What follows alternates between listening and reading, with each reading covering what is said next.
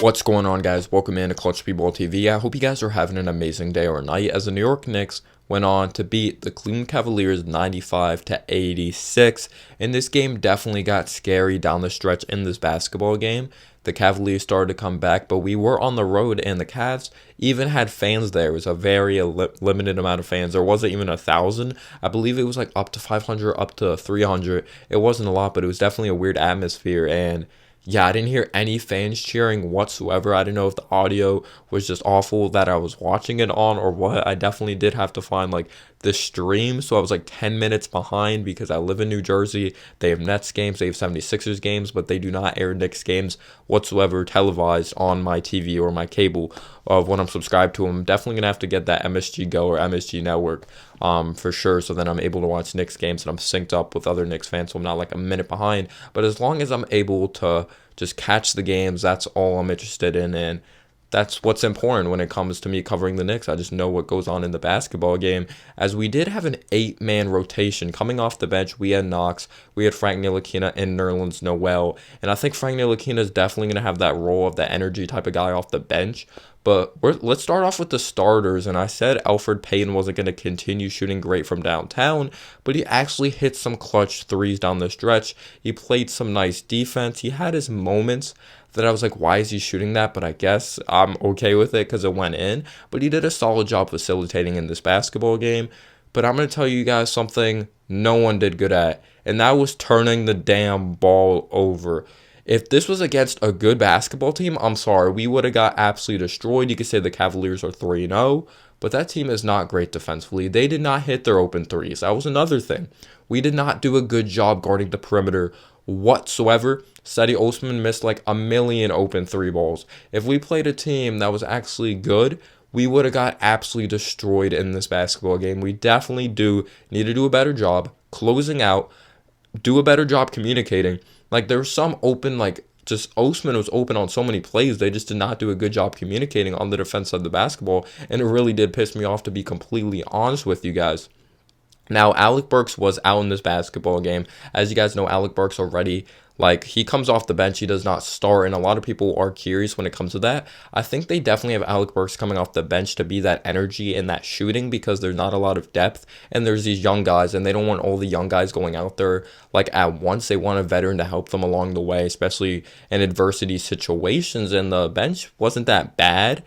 But it wasn't really a bench because it was an 8-man rotation. He didn't really trust the bench in this basketball game. He wouldn't trust putting an Ignas out there, a Jared Harper, and I don't blame him whatsoever, even a Teo Pinson, who I think would be in before an Ignas Brazdeikis.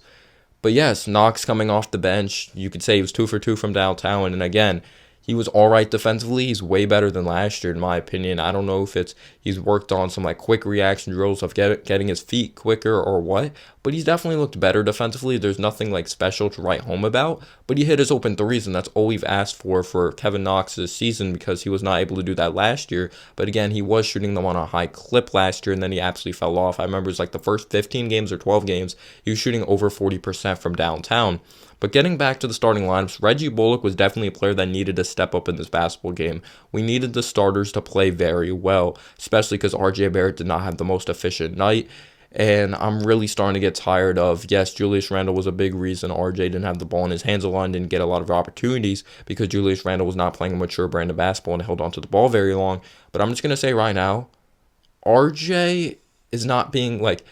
A lot of people think RJ is going to be the superstar if he didn't have Julius Randle. That is not the case. RJ Barrett, yes, he could be a good basketball player, but he has a lot to work on in his game.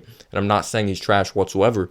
But anyway, Reggie Bullock had some timely buckets. When the Cleveland Cavaliers were coming back, because we turned the ball over a lot and we're starting to be sloppy in the second quarter, I believe they're one of the best second quarter teams, Reggie Bullock was hitting timely buckets. He was hitting timely buckets from downtown, and as you guys know, I'm not the biggest Reggie Bullock fan, especially when it comes to his shot selection, and he hits the front rim a lot. Of course, I had that joke of he's entering a front rim contest because just how bad he was in, I believe, the opening game, or was it the preseason against the Cleveland Cavaliers or the Detroit Pistons? We lost the second preseason game, I believe. But Reggie Bullock, he had timely buckets. I thought he played solid defense for sure. Getting into RJ Barrett, I guess you could take away that even though he wasn't that efficient and wasn't the greatest scorer in the basketball, he had 12 points. Thank God this dude can get to the cherry stripe and he's able to work down the lane and initiate contact. Because if it wasn't for that, this man would have had a Frank Ntilikina game of like 0 points because he did a good job initiating contact, getting to the free throw line. And the thing I was so pleased with, he was making his free throws. But besides that, this man needs to become a better shooter. In the first game, he was shooting lights out, 3 for 3 or 4 for 4 from downtown, hitting shots from the corner, the left wing, just with confidence. I'm not saying it's not a confidence thing. I just don't think like he's a good shooter. His shots are just not falling, and I really wonder what that is. If someone's a coach out there or knows like more technically sound like fundamentals when it comes to shooting, like I know the fundamentals of shooting, but I don't really know like the mental side of it. Like I know the basic fundamentals of it, but some people just know how to break down shooting like crazy, like a lethal shooter. And maybe he's been working with Kevin Knox. That's why Kevin Knox's shot is falling and it looks a lot more smooth. But RJ, good thing he could do other things out there on the basketball court, like pass the basketball and rebound. Sometimes he could be reckless with the ball. There was one play that specifically really got on my nerves. RJ Barrett does not have the grace of handle. That's why I do not think he should play the point guard position. It is not good enough. He still needs to get better with his right hand. I don't care if he writes with his right hand. If he's not great with his right hand, you may see flashes of it, but it's not consistent. He was like trying to do too much dribbling up the basketball, and then it was a backcourt violation. But then he responded when it came to adversity and took it strong to the basket for a big basket of the game. Looks so effortless because he's just a bully ball type of player down there for sure. But some plays, like he needs to execute or he needs to be more decisive in certain situations. But his jump shot needs to get better. I like how he rebounds. But this whole team needs to get better taking care of the basketball. And Julius Randle, Mr. Triple-Double in this basketball game. I believe this is like his 8th triple-double of his NBA career. Last time we had a player that had a triple-double was Elfrid Payton against the Cavs. And last time we had a 20-point triple-double, it was Carmelo Anthony. Shout out to Carmelo Anthony. You just got to respect him even more, especially all we've been through of no big star wanting to come here, and he really wanted to take on that challenge. You could say it was because of money, but at the end of the day, he was the last star, or you could say superstar. I would say he was more of a star. I think a superstar is like LeBron James is a superstar, even though Carmelo Anthony was really good in his prime with the Denver Nuggets when we acquired him, trading away Gallinari. Of course, I picked that's Jamal Murray now, which kind of hurts because we need a point guard now, even though he's kind of more of a combo guard, even though I look at him as a point guard. But it's Carmelo Anthony. He was so good back then, so it's understandable. But Julius Randle had 9 turnovers in this basketball game. He was 4 for 4 from downtown, though. But I love that he's looking to pass. He's a way more mature style of play, and I absolutely love seeing it from Julius Randle. He's not looking to work downhill every time. Like, you could tell when someone's about to draw a charge. And if it was last year, he would have continued to work downhill. But he noticed guys open in the corner. He still had his times when RJ was cutting or open outside the perimeter, and he did not recognize him. But he made nice passes. He was rebounding. He just hits big. He hit big shots down the stretch for sure when we needed big threes. And I've been really surprised with how this team's been shooting the basketball from downtown the last couple of games because we don't really have the personnel. But Reggie Bullock stepped up big time. We're going to need guys like that to step up big time if we want to win games or shoot well from downtown. But I'm not going to take a lot from this game, even though the Cavs are 3-0. Kevin Love was out. Andre Drummond, yes, you could say he's this bully ball player, but he's not much offensively. Yes, you could say he bangs out low in the post. Seti Osman, they're terrible defensively of Sexton and Garland. But Randle, yes, he's this bully ball player, and I like how he's matured his game, but 9 turnovers, that's unacceptable. You got to take better care of the basketball. He's going to have his moments that, like, what are you doing? Mitchell Robinson, he had 4 fouls in this game. There was, like, 2 or 3 strings of fouls at the end of the games, that I did not agree with. Like, a couple or at least one, I was like, are you kidding me? That's not a good call.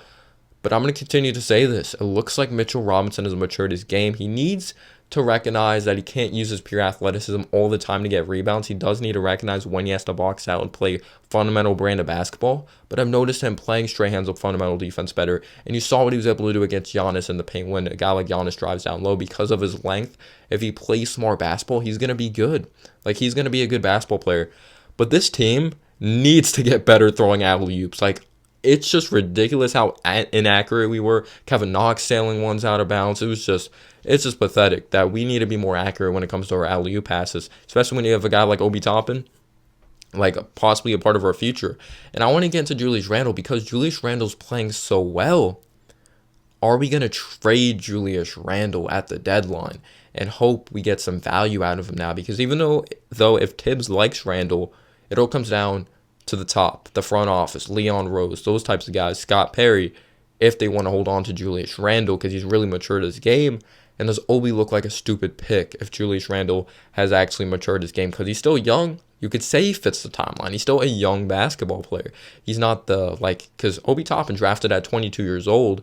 He still has a lot to work on, even though I wanted him to be this instant impact right away basketball player.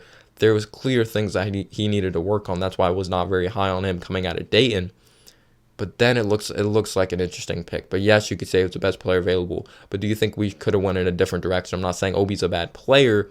I'm not saying that at all. But because Julius Randle plays his position and he's playing well right now, we have to see if he keeps it up. But we do eventually need to look towards the future. Like Obi, we drafted him. We invested an 8th overall pick in him. But we also invested money in Julius Randle. So it's going to be really interesting to see what direction we move in.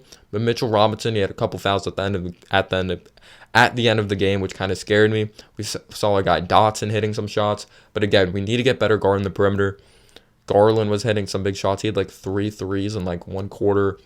We just need to play a smarter brand of basketball. But this team plays hard for Tom Thibodeau. Frank Ntilikina, you saw him play some good defense, but gosh, he's back to not being decisive. We have to just accept this is what Frank Ntilikina is. He's going to have this nice role of him playing defense, but he's going to turn the ball over. He's not always going to hit his shots. Like, he has no confidence on the offense side of the basketball. Only if he took as much pride in playing offense than defense, because I just don't get it. His handle's not great. He's going to have moments that he's just sloppy with the basketball, but he's a grit and grind player, and he's going to hit a 3 occasionally. He's not a pretty player, but he's going to do the little things, and we have to accept that with Frank Ntilikina.